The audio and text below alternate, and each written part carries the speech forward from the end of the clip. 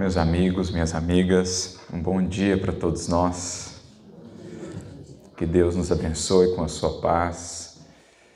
Que os espíritos benfeitores que aqui se fazem presentes possam nos envolver a todos nesta fria manhã com o calor do Evangelho, do amor, da luz de Jesus, para que daqui saímos não somente aquecidos no corpo, pela fraternidade, pelos abraços que aqui podemos trocar, mas também pelas novas forças, pela inspiração, pelo estímulo que nos chega do alto, fazendo-nos mais fortes, mais lúcidos para a jornada que nos compete trilhar. Eu gostaria, antes de mais nada, de agradecer pelo convite que nos foi feito, pela alegria de estar mais uma vez nesta casa, que já há alguns anos temos frequentado, sempre com muita alegria e sempre recebidos, eu e a Flávia, com tanto carinho. É uma alegria poder também rever o seu Anésio e Dona Isaura aqui novamente e que seja então uma manhã muito proveitosa para todos nós. E não poderia ser diferente, vamos buscar para nos aquecer a luz de Jesus, o sol que é o Mestre em nossas vidas. E a nossa reflexão nesta manhã irá girar em torno de uma parábola, de uma das parábolas de Jesus, em especial uma nuance, um detalhe, uma sutileza em torno de uma dessas parábolas que o nosso querido professor de Evangelho, Emmanuel, nos fez identificar.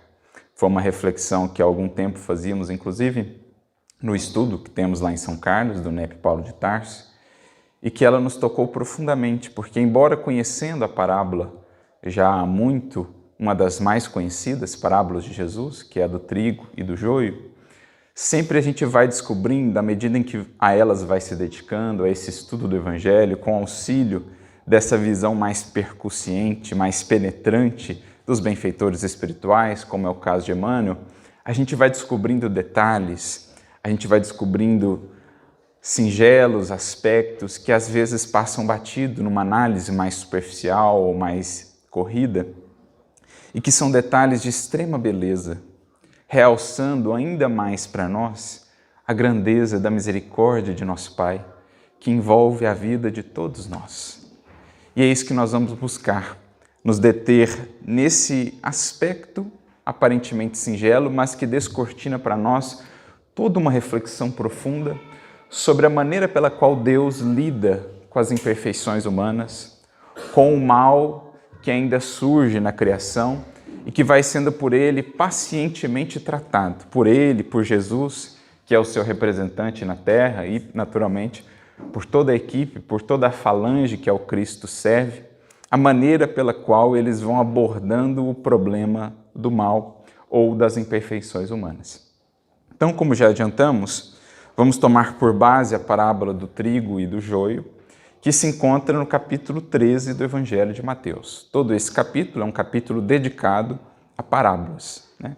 Mateus como que sintetiza ali quase todas as parábolas de Jesus. Então a gente vai encontrar a parábola do semeador, a parábola do trigo e do joio, a parábola da pérola, a parábola do tesouro escondido no campo, a parábola da rede, enfim, todo o capítulo dedicado a parábolas. E como nós vamos aprendendo com o Espiritismo, as parábolas, embora aparentemente singelas histórias, muitas delas bem pequeninas, geralmente temos ali muitas parábolas de uma frase, duas frases, algumas um pouco mais completas, mais amplas, como é o caso da parábola do trigo e do joio, do semeador, ou aquelas que são as chamadas parábolas de Lucas, que somente se encontram no Evangelho de Lucas, a parábola do filho pródigo, a parábola do bom samaritano. Mas, de um modo geral, são todas histórias muito curtas, aparentemente simples, mas que desdobram para nós, na medida em que a elas nos dedicamos, em que vamos penetrando, mergulhando naquilo que Jesus nos traz, a gente vai percebendo que ali está toda uma síntese de milhões e milhões de anos de evolução, que configuraram a sabedoria que o Cristo já possui como coordenador deste planeta e do processo evolutivo de todos nós. Ele vai traduzir toda essa sabedoria multimilenar nessas historinhas singelas, revestidas de elementos do contexto em que ele estava inserido. Então ele vai recorrer ao trabalho ali dos agricultores, ele vai recorrer à questão do samaritano, ele vai recorrer às ovelhas, ao trabalho agropastoril, que marcava muito daquelas vidas, ele vai recorrer aos símbolos da pesca, das plantações, enfim, elementos corriqueiros que os seus interlocutores poderiam compreender, mas claro, cada parábola conta com múltiplas camadas e ao longo dos séculos, nós, espíritos imortais, que não mais vivemos naquela cultura ou naquele contexto, vamos cada vez mais conseguindo ir em camadas mais profundas. Porque embora o revestimento seja marcado por elementos daquela cultura e daquele tempo, a essência, digamos, o sumo da lição é algo absolutamente atemporal, que independa de cultura, que independa de circunstância, porque fala ao espírito imortal. E é o que nós buscamos. Por isso, o estudo das parábolas ou da lição de Jesus, das lições do Mestre, de um modo geral, é algo como que inesgotável.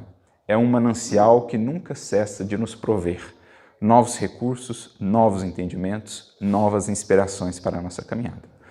E embora curtas, as parábolas, como dissemos, desdobram às vezes reflexões muito amplas, muito vastas, sobre a natureza humana, sobre a natureza da lei divina, os processos de desenvolvimento da evolução na criação. A gente vai abrindo horizontes realmente muito amplos e muito vastos.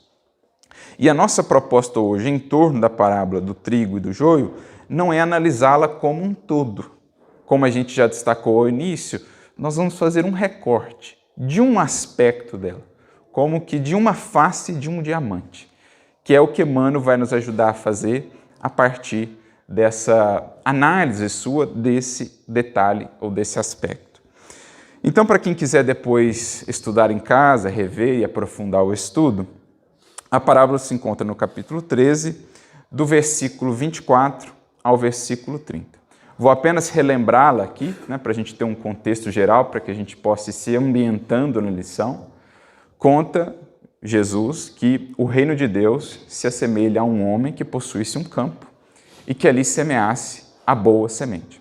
Aliás, todas as parábolas, de um modo geral, vão girar em torno do reino de Deus. Serão analogias, comparações que Jesus fará sobre o reino e o processo de implementação do reino.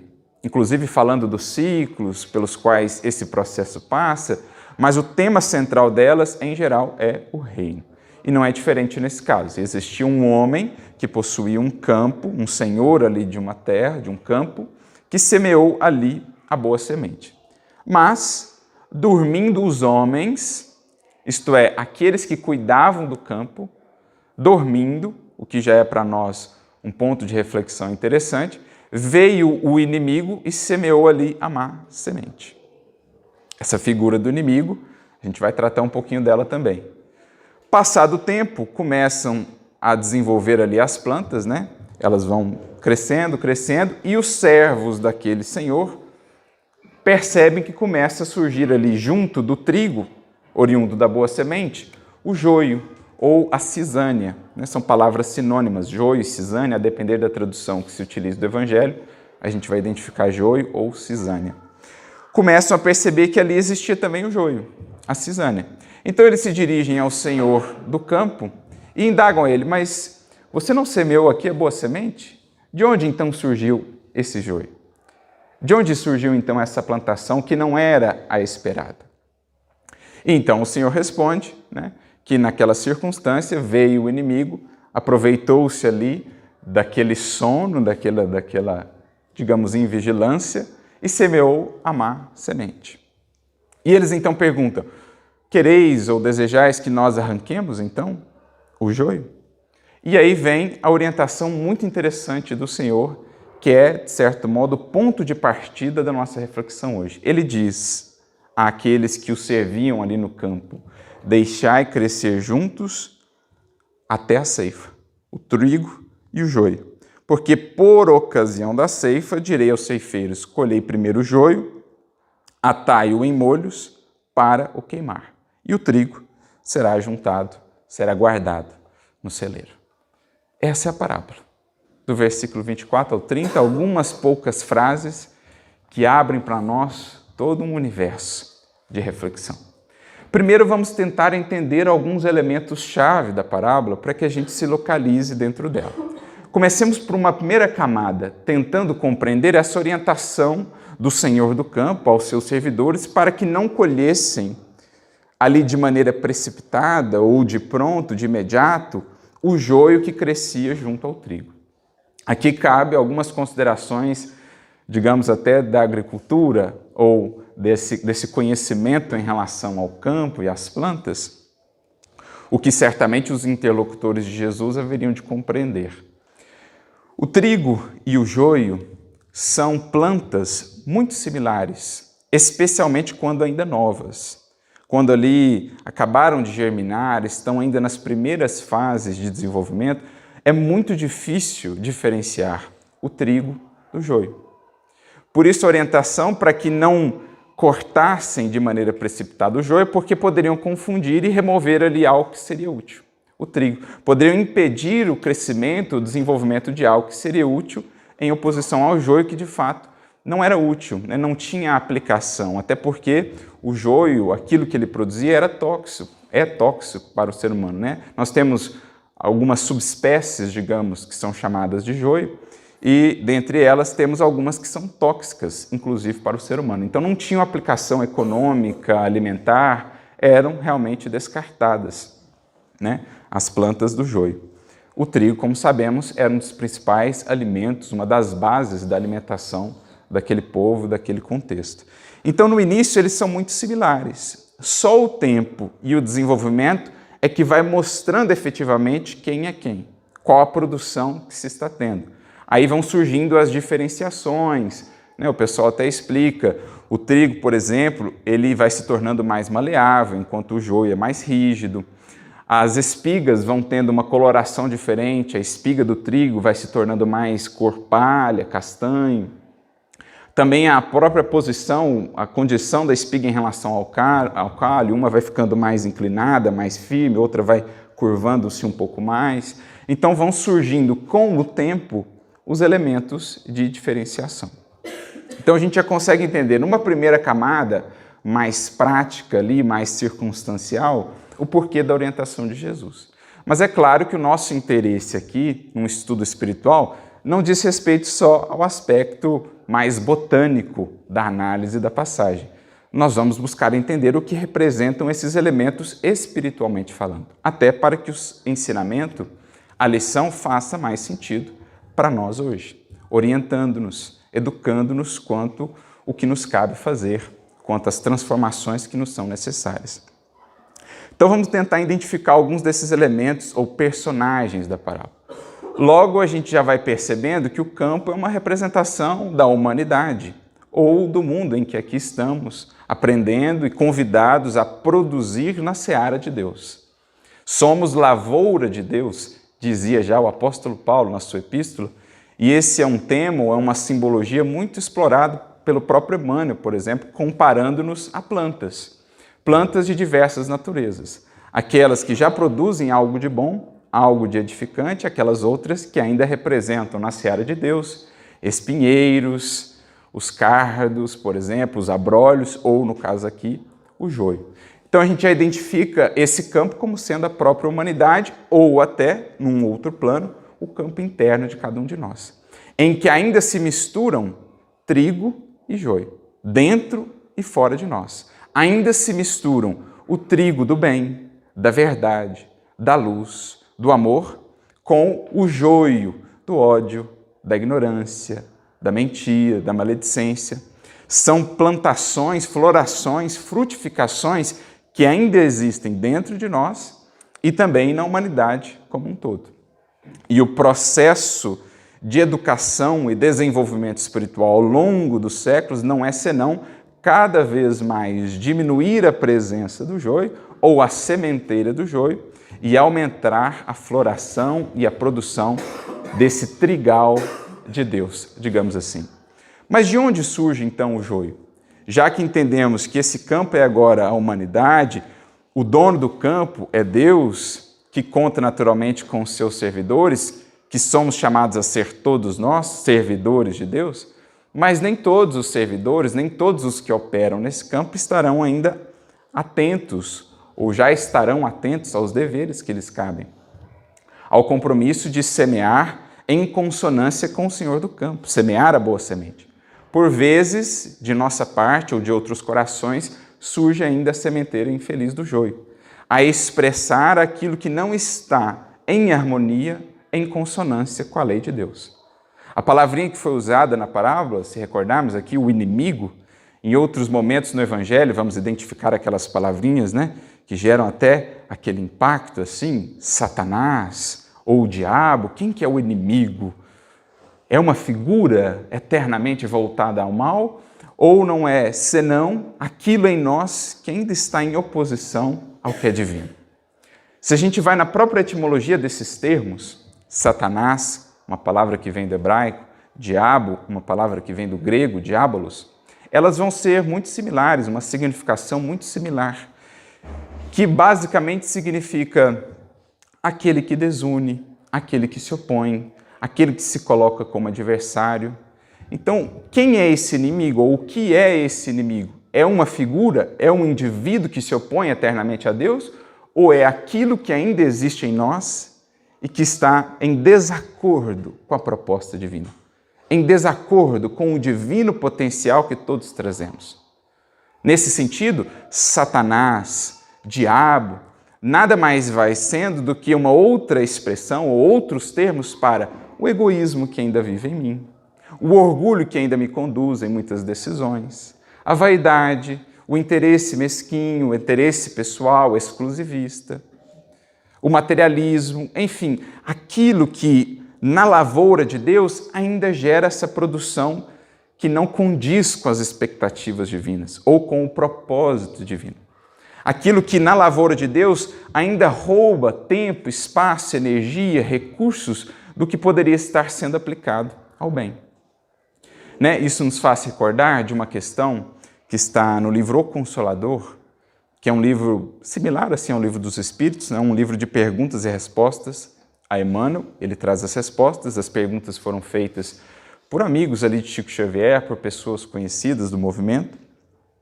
E na questão de número 135 desse livro, eles indagam a Emmanuel a respeito do mal, que poderíamos aqui comparar ao joio. Perguntam assim para Emmanuel: se o determinismo divino é o do bem, de onde veio o mal? É a mesma pergunta que os servos fizeram ao Senhor: olha, de onde surgiu esse joio aqui? Como é que esse joio veio parar aqui se o Senhor lançou somente as boas sementes? Porque o Senhor da terra, o Senhor do campo, só lança boas sementes. De onde veio esse joio? De onde vem o mal, se o determinismo divino é o do bem? E aí Emmanuel responde assim: é uma das mais belas e felizes abordagens em torno do bem e do mal que eu já pude identificar até hoje no Espiritismo. Ele diz assim: de fato, o determinismo divino constitui de uma só lei para toda a comunidade universal, que é a lei de amor. Esse é o determinismo divino. No entanto, a criatura humana, confiando mais em si mesma do que em Deus, converte a sua fragilidade em foco de ações contrárias a essa mesma lei, efetuando, portanto, uma intervenção indébita na harmonia divina. Eis o mal. Olha a definição de mal para Emmanuel. Uma intervenção indébita da criatura que, confiando mais em si mesma do que em Deus, torna a sua fragilidade um foco de ações contrárias à harmonia da lei. Isso é o mal. Esse é o joio. Lembra lá? Dormindo os homens, o joio é semeado. Porque é no sono da ignorância, no sono das ilusões, na cegueira de nossas paixões, que a gente vai dando margem em nossas vidas e ainda no mundo para a existência do joio. Claro que isso está ou é considerado, é possível na criação porque existe uma margem para a atuação humana, que é a margem essencial do livre-arbítrio. Porque também não quer Deus que o bem seja algo imposto ou forçado. Caso contrário, não seria bem. O bem só é bem quando queremos fazê-lo, quando ele parte de moto próprio da criatura.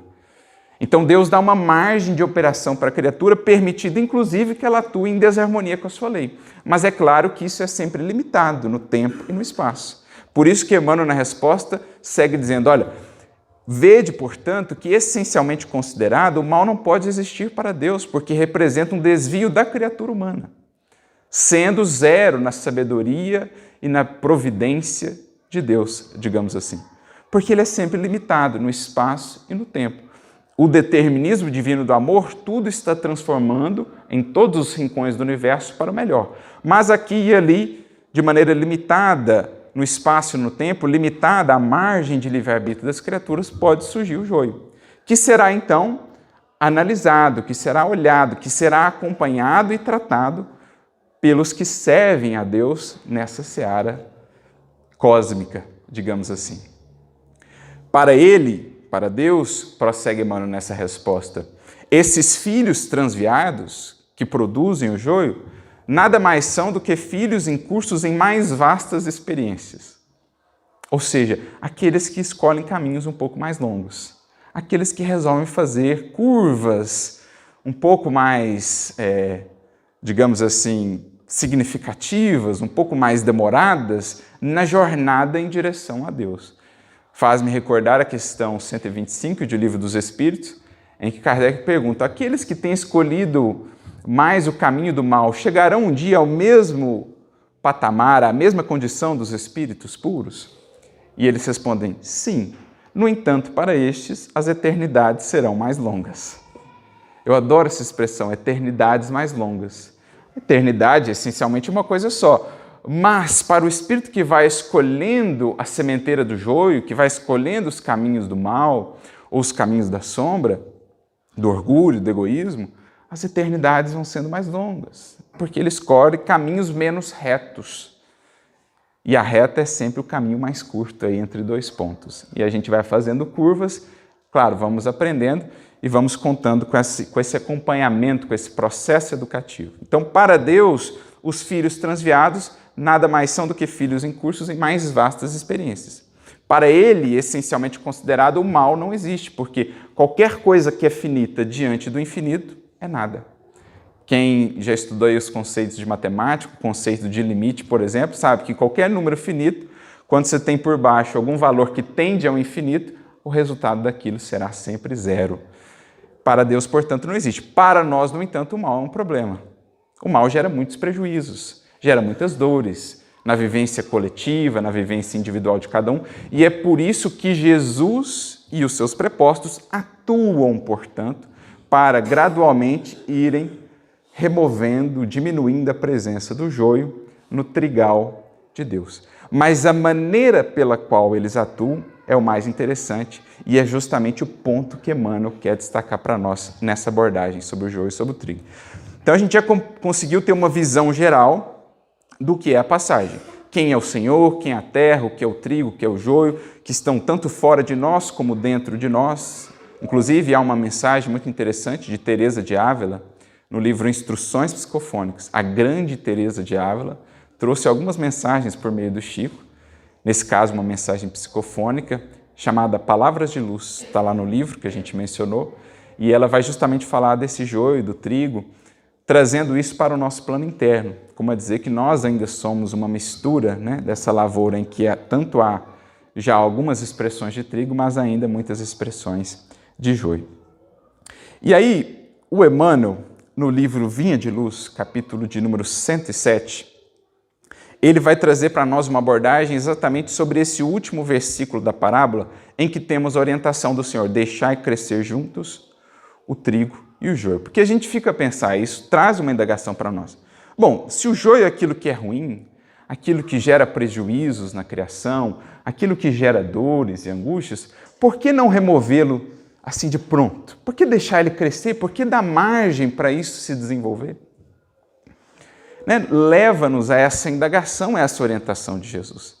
E aí a resposta dele, a gente vai ver, traz implicitamente ali muitas lições preciosas. Primeiro porque, essencialmente considerada, a paixão ou as nossas paixões, como nos dizem os Espíritos, na questão de número 907 do Livro dos Espíritos, na base delas nós não temos algo ruim, nós temos algo bom. Dizem os Espíritos que o princípio das paixões foi colocado na criatura para o bem. Temos ali algo bom. O problema está no excesso, no abuso, no mau direcionamento daquele potencial que, em excesso, mal direcionado, acaba se tornando algo prejudicial para a criatura e para o meio em que ela vive. Então, a própria condição ali do trigo e do joio, que na origem são muito similares, desperta-nos uma reflexão espiritual. Porque na base, virtudes e paixões terão as mesmas energias, as mesmas forças. A questão é que na paixão, aquilo que poderia ser bom perdeu a medida. Transviou-se, desviou-se de propósito. Ao passo que a virtude é aquela mesma energia, aquela mesma potência, mas sob controle e bem direcionada. Então, o que vai definir se aquilo vai se tornar algo bom ou ruim? O tempo e o desenvolvimento. Querem ver o exemplo? Na base do fanatismo de um apóstolo Paulo, antes de ser apóstolo, na condição de Saulo, perseguidor dos cristãos, estava o mesmo zelo com que depois ele se utilizou para servir ao Cristo por 30 anos de maneira ininterrupta e invencível, incansável. Era a mesma força, era a mesma semente que estava por trás daquele zelo que, antes de se converter, se tornou fanatismo, levando-o a perseguir, a destruir famílias, lares, torturar pessoas. Na base estava aquele mesmo zelo, mas desmedido, desorientado, atrelado, associado ao egoísmo, ao orgulho.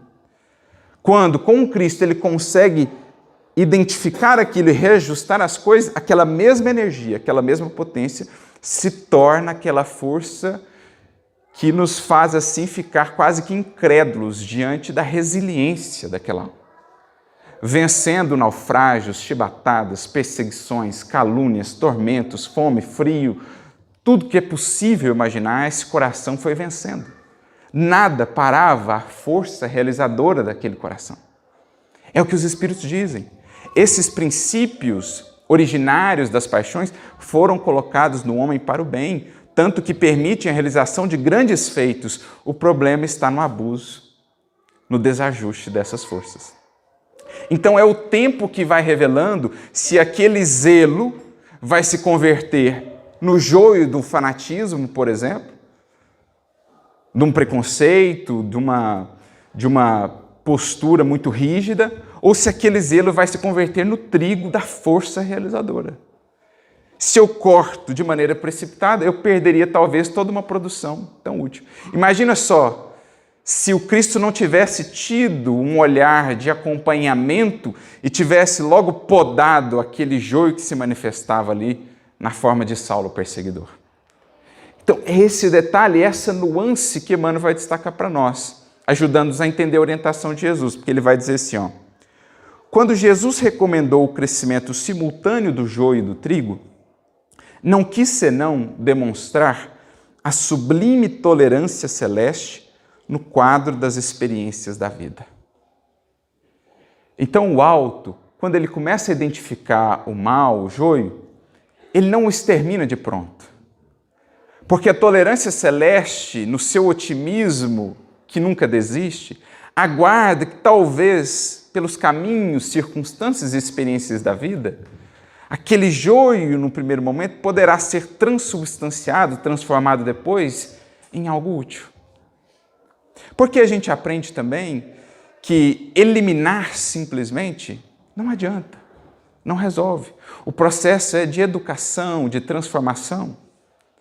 Isso me recorda uma passagem que está no livro Boa Nova, no capítulo de número 15, nós temos o diálogo de Jesus com Joana de Cusa, né? Aquela que viria a ser uma grande colaboradora do Evangelho nascente e que vivia imensas dificuldades no lar, porque o marido, Cusa, muito materialista, voltado ali para as atividades do Império Romano, não apresentava qualquer receptividade aos ensinos de Jesus. Então, muito voltada para as coisas da matéria, né? Naquela postura.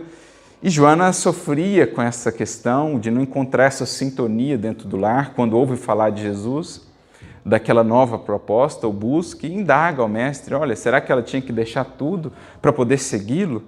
E Jesus vai então explicando que aquele era o propósito dela, era o que Deus propunha para ela, o seu marido ali como uma obra a realizar. Então a paciência, a compreensão, o esforço. E ela, em determinado momento, volta-se para o mestre e pergunta, mas eu não deveria então lutar para impor os seus princípios a ele? Não deveria ali, tanto quanto possível, tentar meio que à força fazer com que ele aceite, com que ele entenda? E aí Jesus volta-se para ela e para todos nós e diz assim, quanto à imposição de ideias, por que motivo Deus não impõe a sua verdade e o seu amor aos tiranos da terra? Em outras palavras, por que Deus, ao identificar o joio, não logo corta e força ali o nascimento do trigo? Por que não fulmina com um raio o conquistador desalmado que espalha a miséria e a destruição com as forças sinistras da guerra? Aqui ele fala dos tiranos, dos conquistadores, mas a gente pode trazer para algo mais próximo de nós, para aqueles que aparecem nos noticiários como criminosos, corruptos e etc. Por que o alto não os fulmina, não os elimina? Um primeiro aspecto nós já entenderíamos, com o auxílio do Espiritismo. Morto o corpo, o Espírito prossegue, com os mesmos motes que tinha quando encarnado, e até com mais liberdade de ação. É o que Kardec vai descrever no Evangelho segundo o Espiritismo. Por isso que pena de morte não funciona, por isso que vingança não funciona, porque mata-se o corpo, o espírito segue, com o mesmo ódio, com as mesmas posturas equivocadas e até com mais liberdade de ação, porque agora as ocultas. Então isso não adianta para resolver os problemas do mal na humanidade, simplesmente eliminar, fulminar, exterminemos. Não adianta. É improfícuo. Só há um caminho, transformar. Transformar. Fazer o joio gradualmente ser transubstanciado em trigo. Porque é o que a gente falou. Lembrando a questão do Livro dos Espíritos. Na essência, é a mesma coisa. São as mesmas energias, as mesmas potências. É uma questão de ajuste de medidas e de direção. É o que aconteceu com o apóstolo Paulo. Na condição de Saulo, todo aquele vigor, todo aquele zelo, toda aquela disciplina, toda aquela energia que foi usada para exterminar o evangelho nascente, perseguindo Estevão, destruindo a família, o lar ali de Áquila e Prisca, fazendo com que muitos cristãos tivessem de sair fugidos de Jerusalém, tudo aquilo, uma vez transubstanciado pelo amor de Jesus, converteu-se naquele vigor imparável que fez o apóstolo produzir tanto na seara de Deus. Que produção de trigo tão valiosa foi a vida do apóstolo Paulo. Se, no entanto, tivesse sido fulminado logo no início, nos primeiros equívocos, nós não teríamos toda aquela produção. Por isso, Jesus, ele próprio responde às indagações que faz a Joana de Cusa. A sabedoria celeste não extermina as paixões, transforma-as. Aquele que semeou o mundo de cadáveres desperta às vezes para Deus apenas com uma lágrima. O pai não impõe a reforma aos seus filhos, esclarece-os no momento oportuno. Então a orientação de Jesus na parábola começa a fazer agora um sentido mais amplo para nós. Começa a trazer para nós uma compreensão mais profunda da lei. O mal, quando surge, não é logo fulminado, ele é acompanhado. Claro que existirá uma margem, porque Jesus diz também na parábola que se todo o processo de acompanhamento e as outras maneiras de tentar transformar aquele mal são em vão, surge então a ceifa, que aí é a face mais enérgica da lei, é a justiça divina operando. Mas antes disso, Jesus e os seus prepostos vão acompanhando aquele joio, buscando outros meios de transformá-lo em algo de trigo, em algo de produção benéfica. Até porque aquele joio que vai surgindo, ou aquele mal que vai surgindo na criação, vai sendo revertido por Deus em ocasião de aprendizado, em possibilidade, por exemplo, de testemunho. Porque para os espíritos que já estão voltados para o bem, o choque com o mal representa a ocasião de desenvolvimento de virtudes. Aquele mal operado por alguém poderá ser até um meio de resgate para outro que ainda está comprometido perante a lei. Então Deus vai fazendo com que o mal das criaturas possa de alguma maneira reverter em bem, tanto em ocasião de aprendizado, testemunho para aqueles que já estão voltados para o bem, como instrumento de resgate, de reparação, de quitação para aqueles que ainda têm débitos perante a lei. Então vai acompanhando o processo, buscando tanto quanto possível transformar e esclarecer no momento oportuno, sem impor ou sem fulminar. Então, de certo modo, temos nessa orientação de Jesus uma imagem do que é a tolerância celeste, ou dos mecanismos de operação da misericórdia, que não simplesmente nos fulmina pelas nossas imperfeições ou paixões, mas que vai buscando outros meios de ir nos transformando.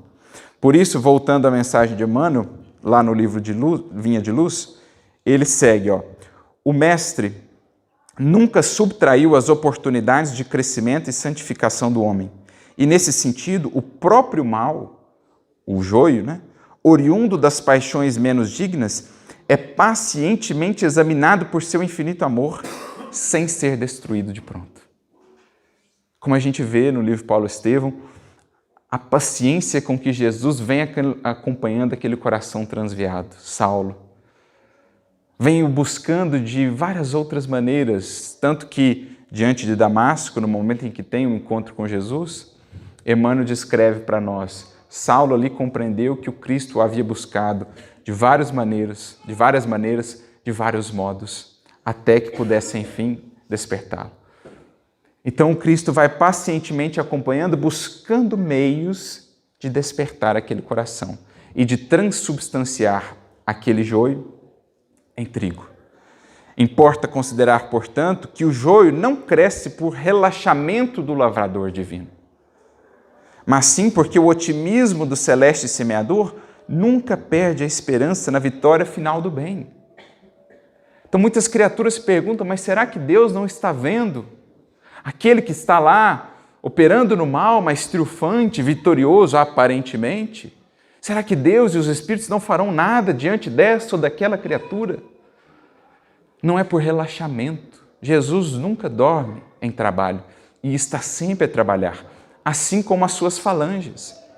É porque o otimismo celeste ainda tem esperança naquele coração, como teve em nós, quando talvez estávamos em condição pior ou mais transviados até.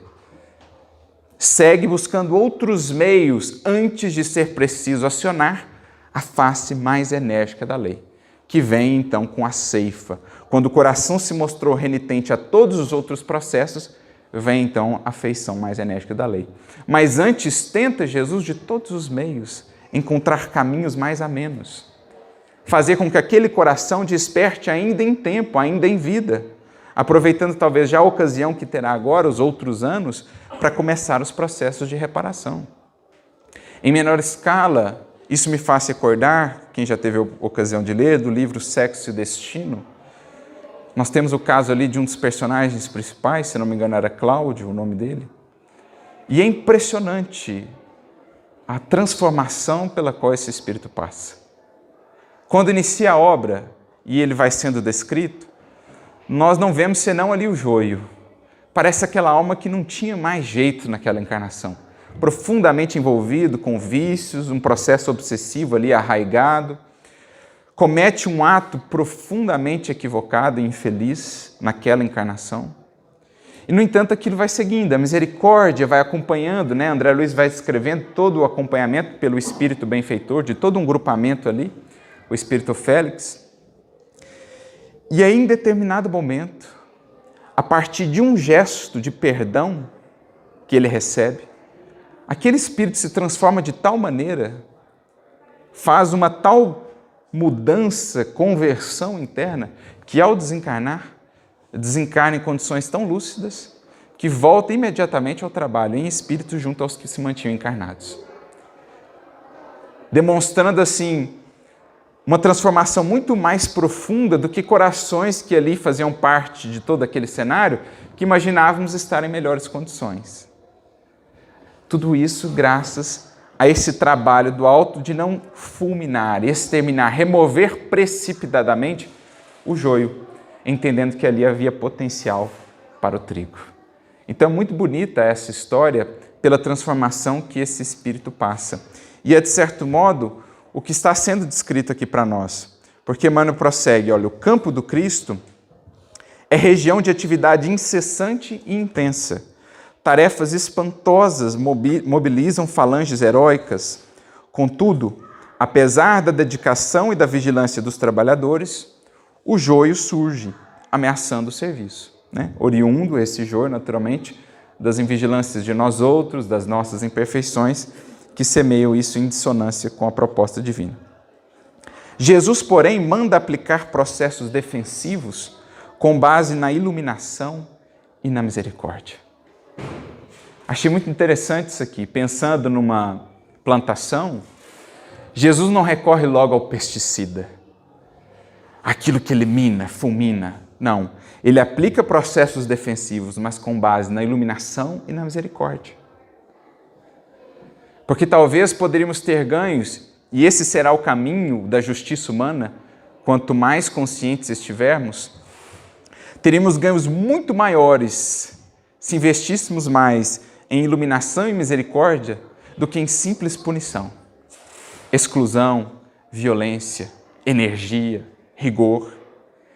Claro que nos moldes em que ainda nos encontramos de sociedade, carecemos da justiça terrena, com seus processos, com as leis, a legislação, mas enquanto humanidade avançaríamos muito mais rapidamente se percebêssemos que esses irmãos, por ora expressarem o joio, seriam muito mais rapidamente transformados e renovados para o bem, para a condição de trigo, se investíssemos em processos defensivos que não fossem assim só baseados na punição, mas antes na educação, na iluminação, no acolhimento, enxergando-os como enfermos, ou enxergando-os como criaturas com potenciais divinos momentaneamente mal utilizados, mal direcionados, porque ludibriados pelo próprio egoísmo, pelo orgulho ou pelas paixões.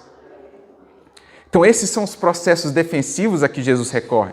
Não o pesticida que fulmina a erva daninha, mas os processos de gradualmente analisando as possibilidades de cada um, colocando ali um adubo, alguma coisa que possa dar mais vigor para o bem e que gradualmente vá mais amenamente extinguindo o mal nessa seara. O tempo e a bênção do Senhor agem devagarinho e os propósitos inferiores se transubstanciam. Olha essa palavra, transubstanciar, mudar de substância. É o que falávamos, do joio ao trigo. Nós temos uma mudança de substância, porque na essência lá das paixões nós temos as mesmas forças e as mesmas energias. E o amor consegue atuar de tal maneira a fazer essa transformação. O homem comum, e aqui Jesus e também Emmanuel nos convida a despertar para essa visão dos processos mais sutis pelos quais Jesus atua no mundo e na vida de cada um de nós, o homem comum ainda não dispõe de visão adequada para identificar a obra renovadora. Muitas plantas espinhosas ou estéreis são modificadas em sua natureza essencial pelos filtros amorosos do administrador da seara, no caso Jesus, que usa afeições novas, situações diferentes, estímulos inesperados ou responsabilidades externas que falem ao coração. Então, aquela planta espinhosa, aquela planta estéril, aquela planta que aparentemente não tem prospecto nenhum de melhoria ou de produção, graças a esses filtros amorosos de Jesus, que se traduzem numa responsabilidade nova que ela vai ter, numa nova circunstância, uma nova experiência, um novo livro que chega até ela, uma nova pessoa que cruza o seu caminho, Jesus vai transformando plantas espinhosas, estéreis, em plantas úteis e produtivas na lavoura de Deus. Por meios os mais sutis, singelos. Me recordo de um caso que me marcou muito. Nós trabalhávamos num posto de assistência aos irmãos em situação de rua e certa feita conversávamos sobre um caso de um irmão, de um indivíduo, com uma vida muito complicada, envolvido com os processos de drogadição, tráfico e todas essas questões. E que de repente soube que iria ser pai. E ao saber, ao tomar consciência dessa informação, aquilo o impactou de tal maneira, aquela responsabilidade nova que o alto, por misericórdia, interpunha em seu caminho, que ele começou a repensar toda a sua postura. Começou agora a transmutar aquele joio no trigo do senso de dever, pensar melhor no alcance das suas ações para com outras pessoas, as responsabilidades que começariam a surgir dali por diante. Então ele começa a transmutar toda a sua vida pelo fato de o alto ter colocado no seu caminho a presença de um filho. Onde nós veríamos apenas o joio, apenas a criatura a ser conduzida à punição, o alto via ali a possibilidade de algo extrair ainda de trigo daquela vida. É certo que os processos humanos e as próprias consequências de seus atos, cedo ou tarde, chegarão até ele, os processos da justiça. No entanto, a misericórdia vem antes, já buscando sensibilizar aquele coração, e o conseguiu por meio de um filho. Um coração imerso ainda nas sombras, no endurecimento ali, não pensando no alcance das suas atitudes para com outras vidas, de repente começa a despertar por uma responsabilidade terna, como diz aqui Emmanuel, que foi colocada em seu destino. De maneira análoga, quantos casos não poderíamos aqui elencar? Em que a misericórdia vem sutilmente propondo um novo encontro, um novo livro, um novo conhecimento, um conselho, uma experiência, uma dor menor impedindo dores maiores. Quantos casos a gente não vê esses filtros de Jesus transformando plantas espinhosas em plantas proveitosas e produtivas, como o caso que citamos lá do Cláudio no livro Sexo e Destino, ou em maior escala o próprio apóstolo Paulo. O joio convertido num trigal de bênçãos para aquela vida e para outras tantas. Entretanto, se chega a época da ceifa, depois do tempo de expectativa e observação, faz-se então necessária a eliminação do joio em molhos. Em outras palavras, o alto acompanha o joio por um tempo, recorre aos filtros da misericórdia, vai tentando de outras maneiras despertar, transformar aquele coração, mas se ele persiste, se ele se mantém renitente no caminho das sombras, no caminho do mal, surge então a face mais enérgica da lei, que atende também a processos educativos. Surge então a dor, a mestra que é a última a ser acionada, porque antes o Senhor acionou outros tantos mestres em nossa vida, mas persistindo nos caminhos equívocos, ele aciona então a dor aqui expressa pela ceifa. É o momento de aferição mesmo, é o momento em que a criatura será chamada a lidar agora face a face com o que semeou. Então veja como funciona a misericórdia divina. Ela não é precipitada. Ela acompanha, busca todos os meios ao seu alcance, mas também é indefectível. Ninguém enganará a lei.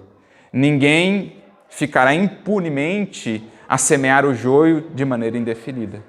Chegará o momento em que a própria dor então virá fazer o trabalho que o amor por si não foi capaz de fazer naquele coração. A colheita não é igual para todas as sementes da terra.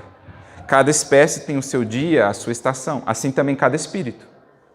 Como Jesus conhece cada uma das suas ovelhas, cada um de nós, como ninguém, ele sabe, esse espírito dá para esperar um pouco mais de tempo. A tolerância vai ser um pouco mais ampla, porque talvez os potenciais sejam maiores. Aquele outro, no entanto, que se excedeu sobremaneira e que às vezes está a prejudicar a muitos, o tempo será menor. A ceifa virá antes. Então Jesus, como ninguém, sabe o momento de intervir mais diretamente. Eis porque, aparecendo o tempo justo de cada homem e de cada coletividade, porque o que vale para cada um de nós vale para um povo, vale para uma coletividade inteira, como vale para a terra como um todo. Nós estamos vivendo agora na terra, senão o findar desse processo. 2000 anos de tolerância celeste desde o advento do Evangelho, a fim de que pudéssemos transmutar o joio em trigo. E estamos vivendo agora, como nos dizem os Espíritos, um momento em que aqueles que permaneceram como joio, a par de todo amparo, de todo adubo, de todos os filtros amorosos, permaneceram como joio, serão relocados a outros campos da imensa seara de Deus, para que ali possam ser tratados. Nós estamos vivendo esse momento de ceifa na humanidade como um todo. Então, quando surge esse tempo justo, de cada homem, de cada coletividade, exige-se a extinção do joio, quando os processos transformadores de Jesus foram recebidos em vão. Então, se a dor enérgica se faz mais presente em nossa vida, temos a certeza, é porque estivemos cegos e surdos a outros processos muito mais amenos. A fim de que não nos revoltemos agora diante da dor que talvez se faça mais impactante, temos a certeza de que Jesus antes recorreu de muitas outras maneiras a elementos amorosos, mais suaves para nos despertar. Nesse instante, vemos a individualidade ou o povo a se agitarem através de aflições e hecatombes diversas, em gritos de alarme e socorro, como se estivessem nas sombras de naufrágio inexorável. No entanto, verifica-se apenas a destruição de nossas aquisições ruinosas ou inúteis. E em vista do joio ser atado aos molhos, uma dor nunca vem sozinha. Então, o símbolo final da ceifa e do joio que é queimado não é senão esse processo, essa face mais enérgica da lei, que vem, enfim, nos ajudar a liberar mais espaço interno, removendo o joio, para que ele não roube energia, espaço e nutrientes do trigo que temos por desenvolver. Isso para cada um de nós, enquanto indivíduos, isso para a humanidade ou para as coletividades como um todo.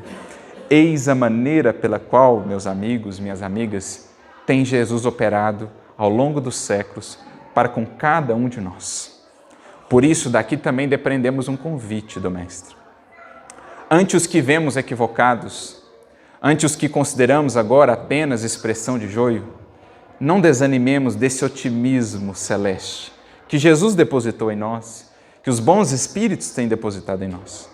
Recorramos também aos filtros do amor e da misericórdia, porque às vezes algumas palavras amigas, um conselho, uma exemplificação poderá despertar aquele coração sem que preciso seja a operação de dores mais intensas. Porque assim Jesus tem operado para conosco. Façamos nós a outrem também. Me recordo aqui de um livro muito bonito chamado Memórias do Padre Germano, em que conta a atuação desse espírito junto a criminosos, aqueles que pelo mundo eram execrados, excluídos, e como ele pôde transformar ali tanto joio em tanto trigo, plantas espinhosas em plantas frutíferas, por meio desses filtros que Jesus recorre, deixando crescer por um tempo juntos o trigo e o joio dentro de nós, mas também ao nosso redor, para que as nossas parcelas de trigo, para que o amor que já possamos ofertar, possa de alguma maneira tocar e transubstanciar em outras vidas o que ainda revelam de joio. Que esse exemplo alcance, sensibilize a todos nós e que assim, reconhecidos que somos, reconhecendo-nos beneficiários desse proceder divino para conosco, dessa tolerância e desse otimismo, que tenhamos para com os nossos irmãos também essa compreensão, essa paciência, esse empenho de confiar no poder do amor, de transformar o que é joio em trigo na seara de Deus. Que Jesus nos abençoe e nos inspire a todos e que assim, envolvidos e reconhecidos a essa misericórdia, possamos também expressá-la para que mais rapidamente na terra não haja mais espaço para o joio, mas seja tudo trigo de Deus, o trigo da alegria, do bem e da fraternidade que todos esperamos. A todos, muita luz e muita paz.